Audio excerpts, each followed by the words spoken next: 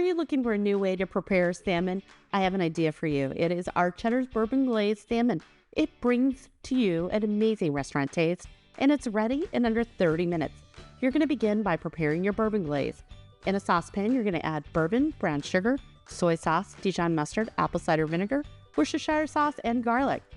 Then you're going to give it a stir. You're going to bring it up to a boil, let it boil for about a minute, turn it off, and just let it rest.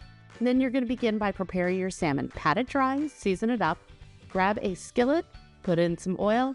You're going to cook your salmon. It cooks pretty quickly, so like I said, in under 30 minutes. Just before serving, give it a squeeze of lemon juice and then add on some of that bourbon glaze. You really want those flavors to soak in. And you can serve this up with your favorite sides. And there you go, a new way to prepare delicious salmon.